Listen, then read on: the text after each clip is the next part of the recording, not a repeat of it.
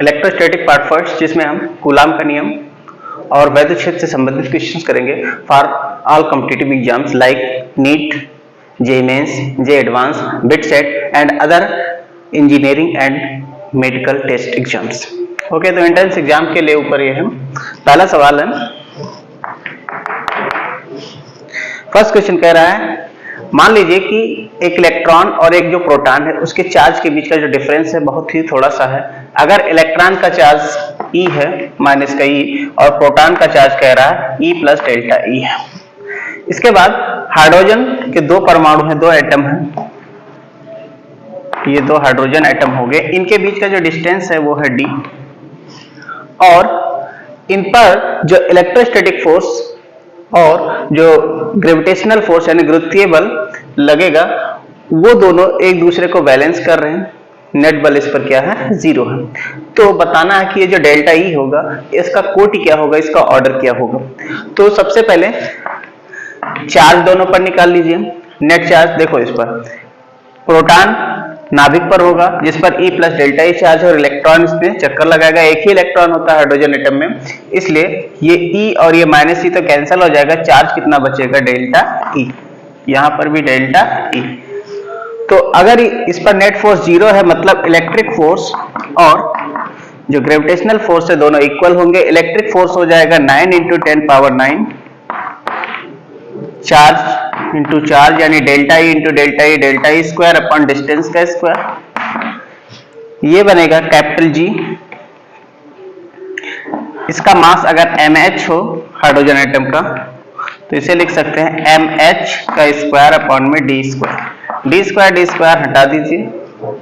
आपको delta E चाहिए तो delta E square equal to हो जाएगा कैपिटल G की value 6.67 into 10 power minus 11। Mass of proton होता है 1.67 into 10 power minus 27 kg। Square है तो इसका स्क्वायर कर लेते हैं। नीचे यहाँ पर ये 9 इंटू 10 पावर 9 नीचे आ जाएगा।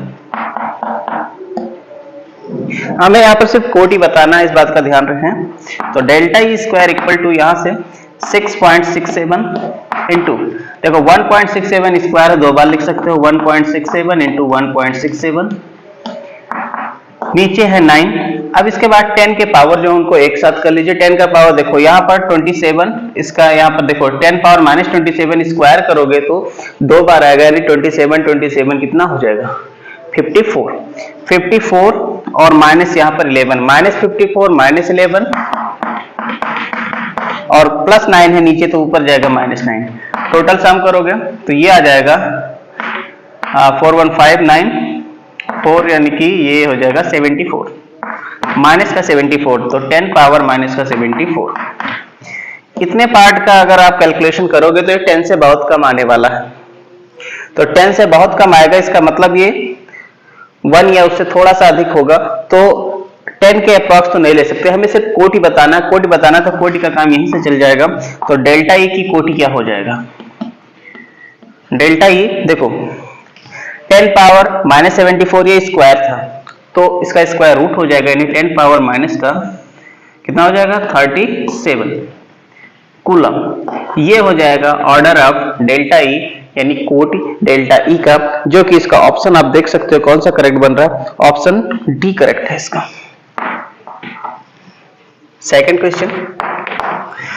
क्वेश्चन में सीधा इसने पूछा है जो निर्वात की विद्युतशीलता यानी परमिटिविटी ऑफ फ्री स्पेस का डायमेंशनल फार्मूला क्या होगा, विमीय सूत्र क्या होगा, एप्सिलॉन नॉट का विमीय सूत्र कितना होगा। तो सबसे पहले आप ऐसा एक कोई भी फार्मूला ढूंढ लो जिसमें एप्सिलॉन नॉट आता हो और उस फार्मूले से एप्सिलॉन नॉट के लिए एक फार्मूला निकाल लो और फिर दोनों तरफ डायमेंशन लिख लो और आंसर निकल कर आ जाएगा। तो इससे रिलेटेड कूलाम का नियम ले लेते हैं, F equal to 1/4 pi epsilon naught Q1 Q2 by R square. यहां से एप्सिलॉन नॉट इधर भेज लीजिए और F नीचे चला जाएगा तो 1/4 पाई Q1 Q2 अपॉन में R स्क्वायर इंटू F हो जाएगा। दोनों तरफ डायमेंशन लिख लीजिए। तो डायमेंशन इधर एप्सिलॉन नॉट का बनेगा, देखो 1/4 पाई कांस्टेंट है, कांस्टेंट का कोई डायमेंशन नहीं होगा, इसका कोई डायमेंशन नहीं, सिर्फ Q1 Q2। चार्ज का डायमेंशन आपको पता है Q इक्वल टू क्या होता है I इंटू T। इसके अनुसार इसका डायमेंशन निकालेंगे, I का A हो जाएगा और टाइम का हो जाएगा TAT। 2 बार है इसलिए स्क्वायर हो जाएगा, तो ये हो जाएगा a स्क्वायर t स्क्वायर। नीचे r स्क्वायर, r डिस्टेंस है, डिस्टेंस का हो जाएगा l स्क्वायर, और ये f फोर्स है, फोर्स का डायमेंशन होता है mlt पावर -2। सबको एक साथ कंबाइन करें, m ऊपर जाएगा, m पावर -1 हो जाएगा, l देखो l स्क्वायर और यहाँ l क्यूब हो गया, और ऊपर जाएगा तो l पावर -3 हो जाएगा। t की बात करें, देखो यार t -2 ऊपर जाएगा, t पावर +2 हो जाएगा, और 2 यहाँ पर ऑलरेडी 2 2 4 यानी t पावर 4 हो जाएगा, a स्क्वायर हो जाएगा, m power -1 l power -3 t power 4 a square, ये एप्सिलॉन नॉट का डायमेंशन हो जाएगा। और इसका फॉर्मूला आपके पास करेक्ट बैठ रहा है ऑप्शन बी। क्वेश्चन नंबर 3 कह रहा है मेटल की 2 प्लेट्स हैं, काफी बड़ी हैं, और इनको x वोल्ट के डीसी सोर्स से जोड़ा गया है, ये प्लस है, मान लीजिए ये माइनस है, और इनके बीच x वोल्ट का पोटेंशियल डिफरेंस दिया गया है। इसके बाद इनके बीच का जो डिस्टेंस है वो 1 सेंटीमीटर कह रहा है। इसमें एक प्रोटॉन को छोड़ा जाता है। जब प्रोटॉन को आप छोड़ते हो तो ये प्रोटॉन क्या करता है, ऊर्ध्वाधर से यानी वर्टिकल से 45 डिग्री पर मोशन करता है। तो जब इसमें आपने प्रोटॉन पी को रखा, प्रोटॉन पर चार्ज प्लस का ई होता है, तो इस पर जो फोर्स लगेगा, ये प्लस है, ये माइनस, यानी फोर्स इधर लगेगा, इलेक्ट्रिक फोर्स, और ड्यू टू इट्स वेट इसका भार नीचे की तरफ काम करेगा Fg, और ये ऊर्ध्वाधर से यानी यहां से ये 45 डिग्री पर मोशन करता है, यानी कि नेट फोर्स जो लगेगा इस डायरेक्शन में लगेगा। आपको बताना है कि x की वैल्यू क्या होगी। ठीक है, तो देखो F अगर नेट फोर्स है तो F ऐसे है, यहां 45 है, तो इस F का एक घटक इधर बनेगा F sin थीटा यानी sin 45, और एक बनेगा इधर F cos 45। ठीक है, और ये किसके इक्वल दे रखा है, यहां पर दे रखा है Fe, और ये किसके इक्वल है, Fg के। मतलब क्या, देखो अब देखो sin 45 और cos 45 दोनों की वैल्यू 1/√2 होता है, तो ये बन जाएगा f/√2 और ये भी बन जाएगा f/√2। यहां से क्या पता चल रहा है, ये और ये बराबर दिख रहा है ना, क्योंकि f/√2 ये भी है और f/√2 ये भी है। इसका मतलब अपने को यहां से पता चल गया कि ये जो Fe है ये किसके इक्वल है, Fg के। Fe फोर्स क्या बन जाएगा, फोर्स आपको पता है चार्ज इनटू इलेक्ट्रिक फील्ड होता है। Fg, तो Fg होता mass into acceleration due to gravity, mg। E, अच्छा देखो ये इलेक्ट्रिक फील्ड E जो होता है ये होता है v/d, d क्या है, इनके बीच का गैप है 1 सेंटीमीटर, मतलब 10⁻⁻2 मीटर लिख सकते हो इसको। तो ये हो जाएगा v, अच्छा v कितना है यहाँ पर, x वोल्ट है, तो इसे आप कितना लिख सकते हो, x/d। तो यहां पर लिख दीजिए x/d। d कितना है, इनके बीच का गैप है 10⁻⁻2।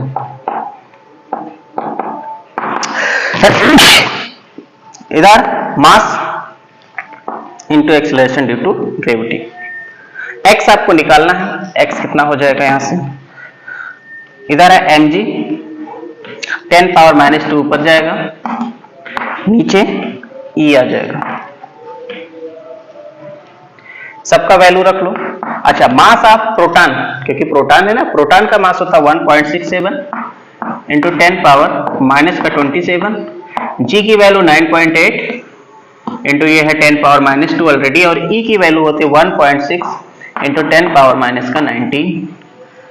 इसे आप कैलकुलेट करना है और कैलकुलेट करके इसका आंसर निकाल लेना है। तो जब आप इसे कैलकुलेट करोगे तो ये देखो 1.6 और ये 1.67 अप्रॉक्स में इक्वल है, तो इसको आप हटा दो तो बचेगा कितना, 9.8। तो x आ जाएगा 9.8 इंटू 10⁻27 -2, यानी कि -27 -2 हो जाएगा माइनस का 29, और माइनस का 29 से आप 19 को माइनस कर दो तो यहाँ पर बचेगा कितना, माइनस का 10। 9.8 अप्रॉक्स 10 के है, अप्रॉक्स 10 के यानी इसको 10 आप लिख सकते हो, तो 10 यानी पावर इसमें से एक और प्लस करोगे तो x आ जाएगा -10 + 1 यानी कि 9, यानी 10⁻⁻9 वोल्ट, ये इसका आंसर हो जाएगा। This is the value of x, और इसका ऑप्शन अगर देखते हैं तो ये आ जाएगा ऑप्शन सी।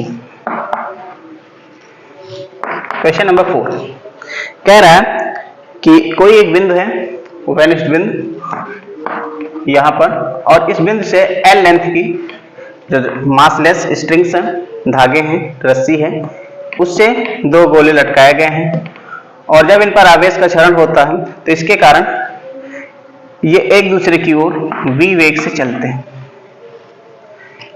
आपको बताना है, हाँ इसमें जो बताना है आपको, हाँ इनके बीच का जब गैप x हो जाए तो ये जो v होगा x पर किस प्रकार से डिपेंड करेगा, यही आपको निकालना है। तो मान लीजिए ये एंगल यहां से थीटा बना रहा है। अगर ये एंगल थीटा बना रहा है तो जाहिर सी बात है यहां से वर्टिकल से भी एंगल थीटा बनाएगा। इसमें टेंशन T होगा, तनाव जिसे कहते हो, force, electrostatic force F, that इसका नीचे की तरफ काम करेगा mg। ठीक है, ये इसका फोर्स वाला डायग्राम बन गया। अब आप यहां से देख सकते हो इस T का कंपोनेंट इधर बनेगा T sin थीटा, और एक कंपोनेंट ऊपर की तरफ बनेगा T cos theta. Balancing condition में देख सकते हो कि F T sin थीटा के इक्वल होगा और जो mg है वो T cos थीटा के इक्वल होगा। तो यहां से T sin theta equal to हो जाएगा F के, और T cos theta equal to हो जाएगा mg के। दोनों को डिवाइड करते हैं, अगर इक्वेशन 1 और ये इक्वेशन 2, दोनों को डिवाइड करेंगे तो जब डिवाइड करेंगे 1/2 करोगे जब, तो क्या मिलेगा, T cancel, sine by cos होता है tan, यानी tan थीटा इक्वल टू यहां पर बन जाएगा F/mg। ओके, अच्छा अब देखो tan थीटा यहां से निकाल लीजिए, कितना बनेगा, tan थीटा इस ट्रायंगल से, अगर पूरा ये x था तो हाफ कितना हो जाएगा इसका x/2।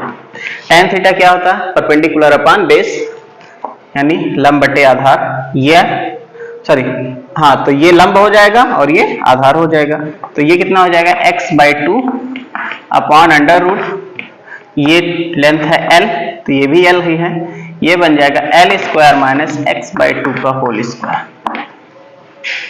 ठीक है, अच्छा एक चीज और इसने दे रखा है, इसने कहा कि जो x का मान है इस लेंथ की कंपैरिजन में बहुत कम है, तो आप इसे चाहो तो हटा भी सकते हो। तो इसे अप्रॉक्स में क्या लिख सकते हो, x/2 अपॉन में ये हट जाएगा तो सिर्फ l² यानी अंडर रूट में है तो बाहर निकलेगा सिर्फ l, यानी tan थीटा अपने पास कितना आ जाएगा x/2l। यहां रख लो x/2l इक्वल टू, अच्छा ये फोर्स कितना होगा, अगर इस पर चार्ज q हो, बराबर चार्ज होगा क्योंकि ये सर्वसम है, तो इनके बीच का फोर्स क्या बन जाएगा, फोर्स बनेगा एक कांस्टेंट या फिर 1/4 pi epsilon not q into q square upon में x², और ये नीचे कितना है mg, तो इसके साथ में ही लिख देता हूं मैं mg, ये आ जाएगा। नाउ q² इससे निकाल लीजिए, यानी पूरे पार्ट को इधर भेज दीजिए, तो q² कितना हो जाएगा, तो यहां पर आएगा 4 पाई एप्सिलॉन नॉट mg, साथ में देखो x² और ये x हो जाएगा x3, नीचे कितना है यहां पर 2l, ये आ जाएगा। इतना पार्ट तो आपके पास पूरा कांस्टेंट ही, ठीक है। नाउ अब देखो इसे आप डिफरेंशिएट करो विद रिस्पेक्ट टू टाइम, उससे पहले इस कांस्टेंट को कुछ लिख लेते हैं, q² इक्वल टू, इसको लिख लिया a² x3, स्क्वायर इसलिए लेते हैं ताकि इसको q का स्क्वायर हटाएं तो यहाँ पर स्क्वायर रूट लेने में आसानी रहे। ठीक है, इतने पार्ट को हमने क्या किया है, a² एज्यूम कर लिया है, तो q क्या हो जाएगा a इंटू x पावर 3/2। इसे टाइम के रिस्पेक्ट में डिफरेंशिएट करना पड़ेगा क्योंकि आपको ये वेग लेकर आना है, v लेकर आना है। तो dq/dt equal to a constant है, यहां पर इसका डिफरेंशिएशन 3/2 x पावर 3/2 माइनस 1, क्योंकि डिफरेंशिएशन का फॉर्मूला x पावर n का क्या होता है nx पावर n माइनस 1, उसके अकॉर्डिंग ये हो जाएगा 3/2 माइनस 1 यानी कि 1/2 इंटू x का फिर से डिफरेंशिएशन करना पड़ेगा क्योंकि आप डिफरेंशिएशन कर रहे हो टाइम के रिस्पेक्ट में, तो x का फिर से डिफरेंशिएशन हो जाएगा dx/dt।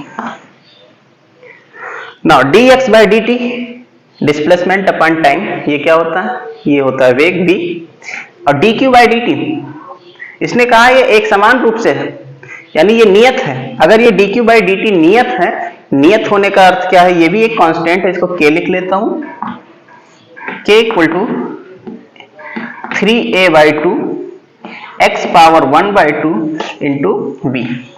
यहां से आपको v निकालना है, तो v कितना हो जाएगा, v इक्वल टू इधर 2 आ जाएगा 2k अपॉन 3a, और देखो x पावर 1 बाई 2, तो ये ऊपर इधर जाएगा x पावर माइनस 1 बाई 2 हो जाएगा। तो v प्रोपोर्शनल दिख रहा है किसके, x पावर माइनस का 1 बाई 2, यानी v इस तरह से डिपेंड करता है x पर। और इसका ऑप्शन आप देख सकते हो कौन सा सही है, ऑप्शन सी सही है। ओके, क्वेश्चन नंबर 5 कह रहा है कोई एक लाइन चार्ज है, उसको इस तरह से सेमी सर्कल के रूप में मोड़ा गया है, इसको टोटल चार्ज Q दिया गया है, ये इसका सेंटर है O। इस सेंटर पर आपको निकालना है कि इलेक्ट्रिक फील्ड कितना होगा, इसका रेडियस स्मॉल r है, ठीक है। तो ऐसे क्वेश्चन को करने के लिए यहाँ पर ये भी बता रखा है, ये x एक्सिस है, यानी इसके along i cap unit vector है और इसके along j cap unit vector है। करें क्या, एक छोटा सा पार्ट यहाँ पर लेते हैं जिसकी लेंथ है dl और इसमें चार्ज कितना है dq। तो इस छोटे से पार्ट के कारण, छोटे से एलिमेंट के कारण इलेक्ट्रिक फील्ड O पर निकालते हैं। मान लीजिए ये यहां से एंगल थीटा बना रहा और ये एंगल है d थीटा, तो ये प्लस का चार्ज है, इसलिए इसकी तरफ यहां पर इलेक्ट्रिक फील्ड बनेगा dE। नाउ इसके कंपोनेंट्स अगर आप लेते हो तो कंपोनेंट्स कौन कौन से बनेंगे, एक कंपोनेंट तो आपका इधर की तरफ बनेगा जिस डायरेक्शन में, दूसरा कंपोनेंट इस डायरेक्शन में बनेगा। अगर ये एंगल यहां पर थीटा है तो जाहिर सी बात है ये एंगल भी कितना होगा, थीटा। अगर ये एंगल थीटा है तो अब यहां पर ये बन जाएगा आपके पास DE cos थीटा, और इधर बन जाएगा DE sin थीटा,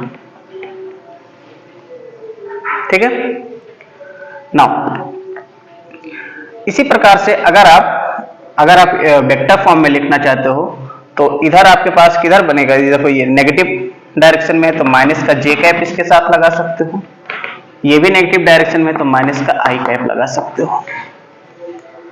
अगेन अगर मैं इधर एक पार्ट लूं इसी के सिमेट्रिक, इसकी वजह से इलेक्ट्रिक फील्ड यहां पर निकालेंगे तो क्या बनेगा, इस डायरेक्शन में DE। इसके कंपोनेंट्स को अगर आप लेते हो तो एक कंपोनेंट तो आपका इधर बनेगा, यहाँ पर थीटा एंगल होगा तो ये एंगल भी थीटा ही होगा, और एक कंपोनेंट आपका इधर बनने वाला है, तो ये हो जाएगा आपके पास DE cos theta i cap, और ये वाला कंपोनेंट आपके पास क्या होगा DE sin थीटा माइनस का j cap, same to same. तो क्या दिखाई पड़ रहा है कि जो ये वाला कंपोनेंट है ये प्लस माइनस तो सेम है, इसलिए ये तो कैंसिल हो जाएगा। अगर आपको यहाँ पर इलेक्ट्रिक फील्ड टोटल निकालना है, टोटल इलेक्ट्रिक फील्ड क्या हो जाएगा, इंटीग्रेशन करना पड़ेगा जितने भी फील्ड हो। तो आपके पास देखो ये और ये तो कैंसिल हो जाएंगे क्योंकि ये दोनों इक्वल हैं और अपोजिट डायरेक्शन में है। सिर्फ बचेगा कौन, ये वाला कंपोनेंट बचेगा साइन थीटा वाला, यानी कि DE साइन थीटा माइनस का j कैप। सिर्फ इसी के कारण यहाँ पर इलेक्ट्रिक फील्ड होगा, ठीक है। देखो इंटीग्रेशन का मतलब है पूरा पार्ट का, यानी ऐसे बहुत सारे पार्ट बनेंगे इसके, और सभी पार्ट के कारण आप क्या करोगे, इलेक्ट्रिक फील्ड को जोड़ लोगे, और जोड़ने का तरीका ये क्या बताता है, इंटीग्रेशन। ओके, तो यहां से अब आपको कैलकुलेट करना पड़ेगा, माइनस चाहो तो बाहर कर लो, DE की वैल्यू निकाल लो, ये DE कितना बनेगा, अगर रेडियस r है तो DE बन जाएगा यहां पर 1/4πε0 चार्ज dq अपॉन में ये डिस्टेंस रेडियस के इक्वल होगा r²। अच्छा, अगर इसका लीनियर चार्ज डेंसिटी लैम्डा हो तो उस केस में dq को क्या लिखेंगे, लैम्डा इंटू dl। डीएल क्या होगा? डीएल ये आर्क लेंथ है। आर्क कैसे निकालेंगे? Angle into radius. आर्क निकालने का तो ये तरीका है ना, एंगल इनटू रेडियस, क्योंकि एंगल क्या होता है? आर्क बाय रेडियस, चाप बटे त्रिज्या। कोण क्या होता है? चाप बटे त्रिज्या। तो इससे अगर आप त्रिज्या और चाप निकालोगे तो क्या हो जाएगा? जो कोण होगा इनटू त्रिज्या। तो ये बन जाएगा D Q equal to lambda into D L, का मतलब हो जाएगा आर इंटू ये कोण कितना है यहाँ पर? D theta. लैम्डा क्या होता है? लैम्डा का मतलब होता है total charge upon total length. इसकी टोटल लेंथ कितनी होगी? पूरा अगर होता तो 2 पाई आर होता, परिधि सरकमफ्रेंस, लेकिन हाफ ही है इसलिए कितना हो जाएगा? Pi into r. और साथ में यहाँ पर आर डी थीटा। आर से आर कैंसिल हो जाएगा, बचेगा क्या? D q. D Q equal to आ जाएगा q by pi d theta. ये डी क्यू की वैल्यू आ जाएगी। तो डी क्यू, अब क्या करो? डी का मान यहां पर रख लो। डी का मान हो जाएगा 1/4 pi epsilon naught D Q by R square. J cap minus को मैंने पहले ही बाहर कर लिया है, और डी क्यू की वैल्यू रख लो यहां पर, तो कितना हो जाएगा? माइनस का 1/4 pi epsilon naught D q की जगह हो जाएगा क्यू अपान पाई डी थीटा, और यहां पर आर स्क्वायर भी है, जे कैप। अच्छा, एक चीज और छूटा है यहां पर, साइन थीटा। साइन थीटा जे कैप।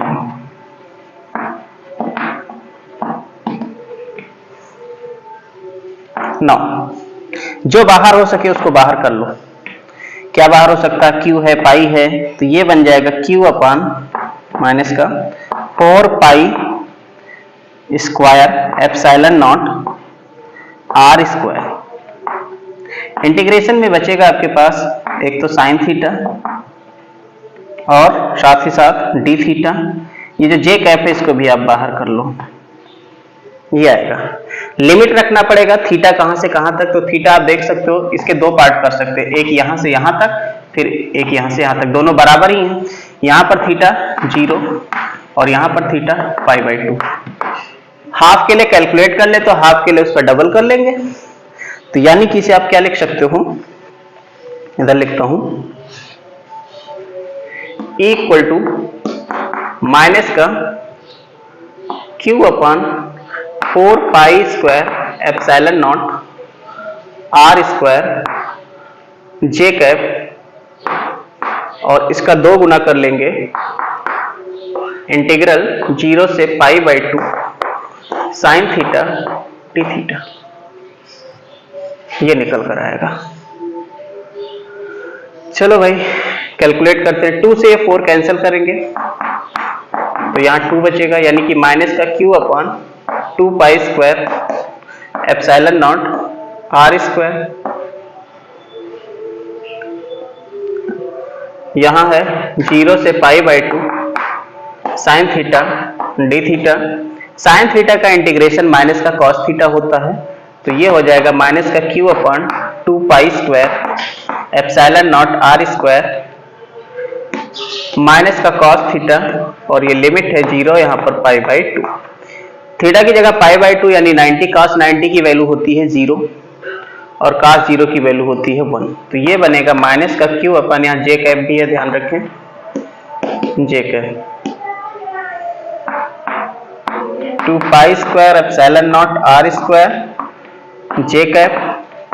ये बनेगा माइनस का 0 प्लस का 1, क्योंकि cos पाई/2 0 और cos 0 की वैल्यू 1।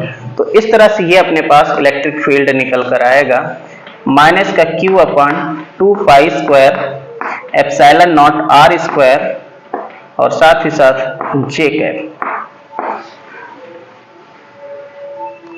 ऑप्शन देख लेते हैं कौन सा सही है। तो इसका ऑप्शन सही आ रहा है डी। क्वेश्चन नंबर 6 कह रहा है कि 2 बराबर चार्ज हैं, एक है Q और दूसरा भी Q है। ये x इक्वल टू माइनस ए पर है और ये है x इक्वल टू ए पर। यहाँ ओरिजिन है, यहाँ पर एक चार्ज रखा गया Q0 जो कि Q/2 के इक्वल है। इसको थोड़ा सा डिस्प्लेस किया गया है y। अब इस केस में आपको बताना इस पर जो फोर्स लगेगा वो y पर किस प्रकार डिपेंड करेगा। तो इसके लिए क्या करो, इसको मिला लो, मिलाने के बाद इस फोर्स का डायरेक्शन इधर और इस फोर्स का डायरेक्शन इधर बनेगा। दोनों फोर्स बराबर बनेंगे क्योंकि डिस्टेंस सेम होंगे। अगर यहां से यहां तक का कितना है a, ये है y, तो ये हो जाएगा under root A square plus Y square. Same to same ये भी बनेगा। मान लीजिए एंगल थीटा है, तो ये एंगल अगर थीटा है तो इसका मतलब ये एंगल भी थीटा ही बनेगा, इधर भी ये एंगल थीटा ही बनेगा। f के कंपोनेंट्स निकाले, एक कंपोनेंट ऊपर की तरफ, एक कंपोनेंट इधर। इधर थीटा के साथ इसलिए f cos थीटा हो जाएगा और ये ऊपर की तरफ हो जाएगा f sin थीटा। उसी प्रकार इस f के कंपोनेंट्स को निकालेंगे तो इधर बन जाएगा आपके पास f cos थीटा और इधर बन जाएगा f sin थीटा। तो क्या दिख रहा है, f cos थीटा इक्वल और अपोजिट है इसलिए तो कैंसिल हो जाएंगे। सिर्फ बचेगा कौन, f sin theta plus f sin theta, यानी कि नेट फोर्स कितना आ जाएगा, ये बन जाएगा f sin theta plus f sin theta, यानी कि 2f sin थीटा। f को निकाल लीजिए, f क्या बनेगा, फोर्स होता है 1/4πε0 charge q naught upon distance, distance से ये अंडर रूट ए स्क्वायर प्लस वाई स्क्वायर और स्क्वायर करेंगे तो रूट हट जाएगा, ये बन जाएगा फोर्स। रख लो यहाँ पर। साइन थीटा भी निकालना पड़ेगा आपको, तो साइन थीटा निकाल लीजिए, किसी भी ट्रायंगल को पकड़ लीजिए, यहां से साइन थीटा अगर आप निकालते हो साइन थीटा क्या होगा, y अपॉन अंडर रूट ए स्क्वायर प्लस वाई स्क्वायर। दोनों वैल्यू को इसमें रखते हैं तो क्या बन जाएगा, net force 2 times of 1/4πε0 q naught upon में a square plus Y square और साइन थीटा हो जाएगा y upon a square plus Y square का अंडर रूट, यानी कि नेट फोर्स बन गया 2q नॉट अपॉन 4πε0 और यहां पर y अपॉन में a square plus Y square. देखो यहाँ पावर 1 और ये 1/2 यानी कि 3/2। ऑलरेडी दे रखा कि y का जो मान है इस a के कंपैरिजन में बहुत कम है। y क्या है, बहुत ही छोटा है a से, इसका मतलब y स्क्वायर जो होगा वो 0 की तरफ टेंड करेगा जैसे जैसे a स्क्वायर होगा। तो इसका मतलब y स्क्वायर को आप हटा सकते हो। तो नेट फोर्स क्या बन जाएगा, नेट फोर्स बन जाएगा 2q नॉट अपॉन 4πε0। देखो ये तो हट गया, स्क्वायर से यहाँ 2 कैंसिल हो जाएगा, a क्यूब बचेगा इंटू वाई। ये पूरा पार्ट कांस्टेंट है, तो नेट फोर्स क्या दिख रहा है, नेट फोर्स वो प्रोपोर्शनल है y के। तो प्रोपोर्शनल y के आ रहा है, इसका मतलब ऑप्शन इसका कौन सा सही हो जाएगा, first option is right answer. Question number 7 कह रहा है दो बराबर आवेश कैपिटल Q और बीच में पॉइंट मिड पॉइंट है, ओ नाम दे दिया इसको, और इसके बाद यहां पर चार्ज रखा है स्मॉल q। चलिए इनके बीच का जो गैप है वो dd है। कह रहा है इस चार्ज q को थोड़ा सा डिस्प्लेस किया गया, डिस्प्लेस करने के बाद ये ऑसिलेशन करना शुरू करेगा, सिंपल हार्मोनिक मोशन, क्योंकि इस पर फोर्स ऐसे लगेंगे, इसके कारण इधर और इसके कारण इधर। तो थोड़ा सा किधर भी डिस्प्लेस करोगे तो ये क्या करेगा, ऑसिलेशन करना शुरू करेगा। मान लीजिए इसको थोड़ा सा डिस्प्लेस कर दिया हमने, कितना डिस्टेंस, x डिस्टेंस को डिस्प्लेस किया, तो इधर डिस्टेंस हो जाएगा d माइनस एक्स, इधर हो जाएगा d प्लस एक्स। अब आपको बताना कि जब ये ऑसिलेट करेगा तो इसका टाइम पीरियड कितना होगा, आवर्त काल कितना होगा। ठीक है, तो सबसे पहले इस पर तो निकालो नेट फोर्स कितना बन जाएगा, F इक्वल टू इसके इधर की तरफ फोर्स और इधर की तरफ फोर्स दोनों अपोजिट डायरेक्शन में, इसलिए माइनस होगा। इधर के लिए फोर्स क्या बन जाएगा, ये बन जाएगा एक कांस्टेंट या 1/4πε0 charge capital Q small q upon distance हो जाएगा d माइनस एक्स का होल स्क्वायर, और इधर माइनस का रखना पड़ेगा क्योंकि फोर्स अपोजिट डायरेक्शन में है। 1/4πε0 capital Q small q upon इधर डिस्टेंस हो जाएगा d प्लस एक्स इसका होल स्क्वायर।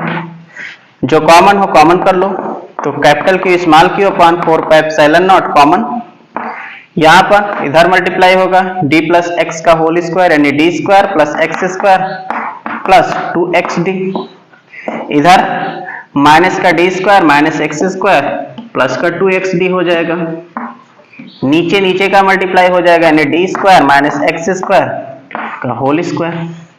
ये दोनों कट गए प्लस माइनस, तो F कितना आ जाएगा, capital Q small q upon 4 pi epsilon not 4xd, 2xt क्या हो जाएगा 4xd अपॉन में D square minus x square का होल स्क्वायर, 4 से 4 हटा दीजिए। अच्छा देखो x जो है बहुत ही छोटा सा है, तो बहुत छोटा तो आप इस x को हटा सकते हो। देखो x क्या है, बहुत ही छोटा है, किससे, d से, इसका मतलब x स्क्वायर क्या हो जाएगा, नेग्लेक्ट हो जाएगा। तो f कितना आ जाएगा, capital Q small q by pi epsilon not, और यहाँ पर है x इंटू डी, ऐसे लिख लो इसको, d इंटू एक्स, और नीचे ये हट जाएगा, सीधा बचेगा कितना, डी स्क्वायर, और ये हो जाएगा d पावर 4। मतलब कि नेट फोर्स F अपने पास कितना आ जाएगा, कैपिटल Q स्मॉल q, एक d यहां से कैंसिल हो जाएगा, यानी x अपॉन में pi epsilon naught D Q. अच्छा ऑसिलेट करेगा तो इसका एक्सेलरेशन कितना होगा, एक्सेलरेशन आपको याद होगा a इक्वल टू होता था फोर्स बाई मास, और सिंपल हार्मोनिक मोशन के लिए, क्योंकि ये ऑसिलेट करेगा यानी SHM करेगा, सरल आवर्त गति करेगा, तो इसके लिए ये होता ओमेगा स्क्वायर एक्स के इक्वल, साइन के साथ लेते अगर तो माइनस का हो जाता। तो ये एक्सेलरेशन में ले रहा हूं, फोर्स इतना है capital Q small q x upon pi epsilon naught D Q, और साथ में यहां पर है m, इधर है ओमेगा स्क्वायर एक्स, x हटा दो, ओमेगा स्क्वायर निकलकर अपने पास आ गया। ठीक है, ओमेगा स्क्वायर आपके पास इतना है, तो ओमेगा क्या हो जाएगा, under root capital Q small q upon में pi epsilon naught m into D Q, ये हो जाएगा। आपको टाइम पीरियड निकालना है, टाइम पीरियड क्या होता है, time period t equal to होता है 2 पाई बाई ओमेगा। ठीक है, ओमेगा की वैल्यू रख लो और टाइम पीरियड निकलकर आ जाएगा। तो t equal to 2 pi by omega की जगह हो जाएगा under root capital Q small q by pi epsilon naught m into D Q. ये पार्ट ऊपर चला जाएगा, देखो ये पाई रूट से बाहर है, रूट के अंदर करोगे तो इसे स्क्वायर लिख सकते हो, पाई स्क्वायर और पाई पाई क्यूब हो जाएगा, यानी कि ये बन जाएगा 2 times of under root pi cube epsilon naught m D cube, और नीचे आ जाएगा यहाँ पर capital Q small q। This is time period. Option देख लेते हैं कौन सा सही बन रहा है। यहां मास इसने कैपिटल M लिखा है, समझ सकते हैं इसको, इसका ऑप्शन सी सही हो जाएगा। नेक्स्ट क्वेश्चन कह रहा है कि दो प्लेट्स, इस तरह से दो लाइन चार्ज हैं, लैम्डा लैम्डा इनका लीनियर चार्ज डेंसिटी है, गैप इनके बीच का समान है, और इसके बाद इनके बीच में एक चार्ज प्लस क्यू रखा गया है और इधर चार्ज रखा गया है माइनस क्यू। और ऑप्शन में सीधा यही पूछा है आपसे कि ये बताइए कि कौन सा चार्ज है वो सरल आवर्त गति करेगा और कौन सा नहीं करेगा, सिंपल हार्मोनिक मोशन कौन करेगा कौन नहीं करेगा। सवाल बड़ा सिंपल है, जेईई एडवांस में पूछा गया। आपको फोर्स का डायरेक्शन कैलकुलेट करना पड़ेगा। देखो ये दोनों प्लस प्लस है, ठीक है, चार्ज पर सिर्फ निर्भर करेगा, देखो प्लस है ये भी प्लस है, तो इसके कारण फोर्स इस वाले के कारण इधर लगेगा और इस वाले के कारण फोर्स इधर लगेगा। इसमें अगर देखेंगे तो नेगेटिव है, इसलिए अगर आप फोर्स निकालते हो तो ये वाला चार्ज क्या करेगा, इधर भागेगा या फिर इधर भागेगा। ध्यान रखना, चार्ज पर देखना चार्ज किधर मूव करेगा। देखो चार्ज इसके लिए अगर बात करते हैं तो ध्यान से देखिए, ये और ये प्लस चार्ज है, इसलिए ये इधर भागेगा, रिपल्सन होगा, और ये इधर भागेगा। इसके कारण इधर क्या हो रहा, ये या तो इसकी तरफ अट्रैक्ट होगा या तो इसकी तरफ अट्रैक्शन लगने वाला है। तो अगर आप इसको थोड़ा सा डिस्प्लेस करो क्यू को, मान लीजिए क्यू को आपने इधर डिस्प्लेस किया, तो अगर आप इधर डिस्प्लेस करोगे तो क्या होगा, इधर डिस्प्लेस करोगे तो इधर तो रिपल्सन लग रहा था, इसको धक्का देगा, धक्का देगा ना, तो धक्का देगा तो ये लौट के फिर अपनी जगह आ जाएगा, और जाकर इधर अगर बढ़ेगा तो ये वाला इसके कारण रिपल्सन लग रहा है, ये इधर धक्का देगा, मतलब ये ऐसे ऐसे मोशन करेगा, जिसे आप क्या कहोगे, सिंपल हार्मोनिक मोशन। इसके साथ अगर ये सिचुएशन लगाते हैं तो क्या होगा, अगर आपने इसको जरा सा इधर खिसकाया तो इधर तो अट्रैक्शन लग रहा था, ये इधर चला आएगा, या इधर खिसकाया तो ये इधर चला आएगा, तो लौट के अपनी जगह आने वाला नहीं, ना ही ऑसिलेट करने वाला है, तो यहां पर ये सिंपल हार्मोनिक मोशन नहीं करेगा, SHM नहीं करेगा, और ये करेगा। अब आप ऑप्शन देख सकते हैं, ऑप्शन कौन सा करेक्ट होगा, क्या दोनों सरल आवर्त गति करेंगे, बिल्कुल नहीं, केवल और केवल प्लस क्यू करता है, माइनस क्यू नहीं करता है, तो ऐसा ऑप्शन आपके पास कौन सा दिख रहा है, ऑप्शन सी मेरे ख्याल से दिख रहा है, yes, option C is right answer, यानी plus q simple harmonic motion करेगा और minus q simple harmonic motion नहीं करेगा। Very simple question. Next question, question कह रहा है कि तेल की एक छोटी सी बूंद है जिस पर नेट आवेश क्यू है, और ये शांत वायु में 81 पाई/7 × 10⁵ वोल्ट पर मीटर तीव्रता वाले एक ऊर्ध्वाधर एक समान वैद्युत क्षेत्र से संतुलित है। जब क्षेत्र का स्विच बंद कर दिया जाता है, फील्ड का स्विच ऑफ कर दिया जाता है, तो उस केस में उसका क्रांतिक वेग क्रिटिकल वेग हो जाता है 2 × 10⁻³ मीटर/सेकंड, और जी दे रखा 9.8 मीटर/सेकंड²। वायु की श्यानता दे रखा है 1.8 × 10⁻⁵ न्यूटन सेकंड पर मीटर स्क्वायर, और तेल का जो घनत्व दे रखा 900 किलोग्राम प्रति मीटर क्यूब, तो क्यू का परिमाण, आवेश क्यू का परिमाण क्या होगा। अच्छा, इलेक्ट्रिक फील्ड दे रखा है, कितना दे रखा है इलेक्ट्रिक फील्ड, 81 पाई/7 × 10⁵ न्यूटन प्रति कूलम। अच्छा, इसके बाद क्रिटिकल वेग इसका दे रखा है, जब स्विच ऑफ करते हो तो ये 2 × 10⁻³ मीटर/सेकंड है। ओके, इसके बाद श्यानता गुणांक यानी विस्कोसिटी, कोफिशिएंट ऑफ विस्कोसिटी दे रखा 1.8 × 10⁻⁵ न्यूटन सेकंड पर मीटर स्क्वायर। ओके, और डेंसिटी दे रखा है, जिसे रो से लिख दें 900 किलोग्राम पर मीटर क्यूब। ओके, चार्ज बताना कितना होगा। ठीक है, बढ़िया है। देखो, इलेक्ट्रिक फील्ड ऊपर की तरफ था, और जब यहाँ आयल की बूंद जो है ये गिर रही थी नीचे की तरफ, इस पर वेट लगा था mg, इस तरह से संतुलित था। इलेक्ट्रिक फील्ड E है, इस पर चार्ज Q है, तो इस पर फोर्स जो लगेगा F = कितना हो जाएगा, QE। तो पहले केस में आपके पास क्या पता चला कि QE किसके इक्वल हो जाएगा, mg के। Q आपको निकालना है तो क्या बन जाएगा, mg/E। ओके, इक्वेशन 1 मान लिया। सेकेंड केस, जब आप इलेक्ट्रिक फील्ड को हटा देते हो, इलेक्ट्रिक फील्ड क्या कर देते हो, 0, इसका स्विच बंद कर देते हो, तो इस केस में इस पर क्रिटिकल वेलोसिटी आती है 2 × 10⁻³ मीटर/सेकंड। अच्छा, तो इस केस में यानी कि ये किसके द्वारा बैलेंस होने वाला है, स्टोक फोर्स के द्वारा। तो स्टोक फोर्स आपको याद होगा क्या था, 6 पाई 𝜂RV इक्वल टू इसका वेट mg, क्योंकि ये वाला फोर्स तो खत्म हो जाएगा, इस पर ये वाला फोर्स लगने वाला है, स्टोक लॉ जिससे कहते हैं, स्टोक लॉ से जो निकलता है इसको कहते हैं विस्कस फोर्स यानी श्यान बल। ठीक है, यहां से कैलकुलेशन करना पड़ेगा, क्योंकि आपको क्यू निकालना है और रेडियस के बारे में पता नहीं, तो पहला काम आपको इसमें रेडियस को गायब करना ही पड़ेगा। ठीक है, रेडियस को गायब करते हैं, देखते हैं क्या बनता है। देखो, 6 पाई 𝜂RV, मास क्या होता है, वॉल्यूम इंटू डेंसिटी, वॉल्यूम होगा 4/3 पाई r3, डेंसिटी हो जाएगा रो इंटू जी। यहां एक r से यहां पर इसका एक पावर कम होगा, r² बन जाएगा।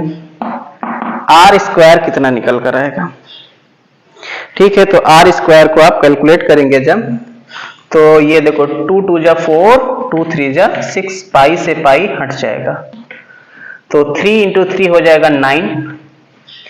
ठीक है, 9 हो गया, और 𝜂V बचेगा, क्योंकि इस r से इसका एक पावर कम हो जाएगा, अपॉन में नीचे कितना आएगा, देखो इधर बचा क्या आपके पास, रो बचा है और जी बचा है। आर स्क्वायर इक्वल टू कितना आ जाएगा 9 ईटा वी अपॉन में रो जी, अच्छा ये 2 भी बचा है, 2 रो जी ये बचेगा। ओके, यहां पर m की वैल्यू रख ले अगर डेंसिटी के अकॉर्डिंग, तो क्या बनेगा 4/3 पाई आर क्यूब इंटू रो साथ में जी अपॉन में ई। ठीक है, आर स्क्वायर अपने पास इतना है, यहां पर अपने पास क्या है आर क्यूब है, तो आर को पहले तो कैलकुलेट करना पड़ेगा, इसको कैलकुलेट नहीं करेंगे तब तक आंसर नहीं निकाल पाएंगे, क्योंकि यहाँ स्क्वायर है यहाँ क्यूब है, तो थोड़ा सा दिक्कतें आ जाएंगी। तो देखो आर स्क्वायर इक्वल टू 9, ईटा की वैल्यू रख लो कितना है, ईटा आपके पास है 1.8 into 10 to the power -5, v है 2 इंटू 10 पावर -3 अपॉन में 2 रो 900 और g है 9.8। कैलकुलेट करते हैं कितना आता है, 9 से इसको चाहो तो कैंसिल कर लो, 2 से 2 हटा दो, 9 से इसको हटा दो 100। ओके, इसे जब आप कैलकुलेट करोगे तो आर स्क्वायर आपके पास कितना आ जाएगा, आर स्क्वायर आपके पास आ जाएगा, ऊपर बचेगा एक 9 क्योंकि इसको 2 से कैंसिल करोगे, डेसिमल हटा दोगे तो ये हो जाएगा 9 और नीचे इसको 2 से डिवाइड करोगे तो ये हो जाएगा 49। 10 टू दी पावर की बात करें, 10 टू दी पावर कितना हो जाएगा, देखो 5 3 8 और 2 10, यानी कि ये 10 पावर माइनस का 10 हो जाएगा। आर स्क्वायर इतना आ गया, आर कितना हो जाएगा यहाँ से, तो यहाँ से आर अपने पास स्क्वायर रूट ले लोगे, 9 का स्क्वायर रूट 3 और ये 49 का हो जाएगा 7 और 10 पावर -10 का हो जाएगा 10 पावर -5 मीटर। ये आर निकल कर आया। ये आर की वैल्यू अब आपको यहां पर रखना है इस क्यू में, यहां पर, फिर आपके पास चार्ज निकल कर आएगा। काफी कैलकुलेटिव क्वेश्चन है। तो क्यू 4 और यहां पाई है, आर क्यूब यानी कि कितना 3/7 इंटू 10 टू द पावर -5 का क्यूब, रो की वैल्यू 900 और जी की value 9.8 divide by 3, electric field है 81 पाई अपॉन में 7 into 10 to the power 5। Calculate करते हैं कितना आता है, 4 पाई से पाई हटा दो, 4 इंटू देखो 3 का क्यूब हो जाएगा 27 और 7 का क्यूब हो जाएगा 343। 10 टू द पावर देखो 5 3 जा 15 यानी -15 हो जाएगा, into 900 into 9.8 divide by 3 into 81/7। Calculation करते हैं, देखते हैं क्या आता है। देखो 27 1 जा और 27 3 जा 81 होता है। अब देखो ये 3 3 जा 9 हो गया, 9 से ये 900 कटेगा तो यहां पर ये हो जाएगा 100। ओके, 7 है यहां पर, 7 से इसको कैंसिल करते हैं तो ये कितना हो जाएगा, 7 4 जा और ये 9 49। नीचे पूरा कैंसिल हो गया, बचा क्या, Q इक्वल टू ये बचा है 4 upon 49 into 9.8 into 10 to the power, देखो -15 था और ये +2 हो जाएगा -30 और ये पता है 49 दूना 98 होता है यानी 0.2, 4 2 जा 8 यानी 0.8 इंटू 10 टू द पावर -30। इसे लिख सकते हैं 8 इंटू 10 टू द पावर कितना, देखो डेसिमल आपने एक हटाया, इसको बड़ा किया इसको छोटा कर दो यानी -40। 8 इंटू 10 पावर कुछ गड़बड़ हुआ, हाँ एक चीज छूट गया यहाँ ध्यान दे, 10 पावर 5। तो 10 पावर 5 जब ये ऊपर जाएगा -5 यानी ये 18 हो गया। 18, तो 18 1 19 हो जाएगा, 10 पावर माइनस का 19। ये आ जाएगा इसका आंसर, आवेश का मान। ऑप्शन देख ले कौन सा सही है, option D is right answer.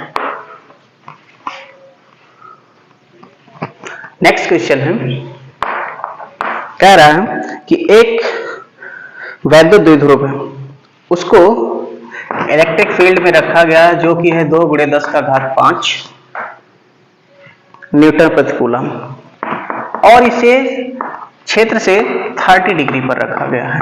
ऐसे अगर ये वैद्युत क्षेत्र है तो इससे द्विध्रुव को रखा गया है इस तरह से, -q और +q आवेश के द्वारा, ये इससे 30 डिग्री बना रहा है। इनके बीच का गैप मान लेते हैं 2l है, ठीक है। और इसके बाद कह रहा है कि जब इसको रखा गया है तो रखने के बाद इस पर जो बल आघूर्ण लगता है, टॉर्क लगता है, टाउ, वो है 4 न्यूटन मीटर। आपको बताना है कि इसकी लंबाई, अगर द्विध्रुव की लंबाई यानी 2l दे रखा है, कितना दे रखा, 2 सेंटीमीटर, यानी कि 2 × 10⁻² मीटर, तो उस केस में चार्ज कितना होगा इस पर, क्यू कितना होगा, ये बताना है। सिंपल सा क्वेश्चन है। आपको पता है टाउ इक्वल टू होता है कितना, पी ई साइन थीटा, और P की जो वैल्यू होती है Q × 2l होता है, P साइन थीटा। Q निकालना है तो Q क्या हो जाएगा, tau upon 2l × E sine theta. Value रख लो, टाउ है 4, 2l लेंथ दे रखा 2 × 10⁻², E का मान कितना है, 2 × 10⁵। साइन थीटा, देखो साइन कितना डिग्री है, थीटा 30 है, तो साइन 30 हो जाएगा। 2 ये 4 कैंसिल हो जाएगा, देखो 1/10⁻² और 10⁵ ये हो जाएगा 10⁻3। साइन 30 की वैल्यू 1/2, 2 ऊपर चला जाएगा तो इसे लिखेंगे 2 × 10⁻³ कूलम, यानी कि अपने पास चार्ज क्यू क्या आ गया, 2 10⁻³ यानी मिली कूलम लिख सकते हो, 2 मिली कूलम। ये इसका आंसर हो जाएगा, option C is right answer. Next question, question कह रहा है कि एक वैद्युत द्विध्रुव है जिसका द्विध्रुव आघूर्ण P है और ये x अक्ष से थीटा कोण बनाता है, और इसे पहले वैद्युत क्षेत्र जब E1 में रखा गया जो कि EI कैप यानी x डायरेक्शन में है, उस पर बल आघूर्ण τ1 लगता है, टाउ k कैप। जब आपने इसको किस में रखा, E1 में, जो कि कितना है, EI कैप। फिर कह रहा है कि अगर इसी वैद्युत द्विध्रुव को E2 में रख दिया जाए, E2 जब रखते हैं जो कि है √3 times of E J cap, तो उस पर τ2 लगता है, और τ2 इस तरह से लगता है, τ2 इक्वल टू माइनस का τ1, यानी सिंपली कह रहा है माइनस का टाउ k कैप, ये लगता है। इस केस पे आपको बताना क्या है, इस केस में आपको बताना है कि थीटा का मान कितना होगा। अगर द्विध्रुव को आपने कैसा रखा है, थीटा डिग्री पर रखा है तो ठीक है। देखो τ2 और τ1 इन्हीं से आप काम कर लो। τ2 का मान कितना है, τ × k कैप, और ये है τ1 का मान कितना है, हाँ τ1 ये था, τ2 का मान था माइनस का टाउ k कैप, और ये प्लस का है टाउ, यानी कि टाउ k कैप। अच्छा, वैल्यू सबकी रखनी पड़ेगी, छोड़ो इसको, ऐसे करते हैं। टाउ का मान कितना होता है, PE साइन थीटा, यहाँ E1 हो जाएगा, और इधर E2 साइन थीटा, ठीक है। वैल्यू अगर साइन के अकॉर्डिंग रखोगे तो माइनस माइनस दोनों तरफ माइनस कैंसिल हो जाएगा, क्योंकि इधर देखो τ2 के लिए आपके पास ये हो जाएगा माइनस का, और ये ऑलरेडी माइनस का, माइनस माइनस हट जाएगा, P से P हट जाएगा। अच्छा हाँ, एक प्रॉब्लम है इधर साइन थीटा वाला प्रॉब्लम, x एक्सिस के साथ थीटा एंगल बना रहा है, इस बात को ध्यान रखिएगा। तो y एक्सिस ये किधर है, ये तो y एक्सिस है ना। अगर कोई द्विध्रुव है वो x एक्सिस के साथ थीटा बनाता है, तो y एक्सिस के साथ कितना बनेगा 90 माइनस थीटा। तो यहाँ साइन कितना रखना पड़ेगा 90 माइनस थीटा, ये ध्यान देना है। तो E1 E है साइन थीटा और E2 है √3e साइन 90 माइनस थीटा होता है कॉस थीटा। कॉस थीटा इधर ले आइए, sine theta by cos theta equal to हो जाएगा √3 times of e by e cut जाएगा, ये tan थीटा हो जाएगा। tan थीटा हो गया √3, tan में कितने की वैल्यू √3 होती है 60 की, यानी थीटा अपने पास हो जाएगा 60 डिग्री, दैट इज आंसर। और 60 डिग्री इसका ऑप्शन नंबर डी सही हो जाएगा।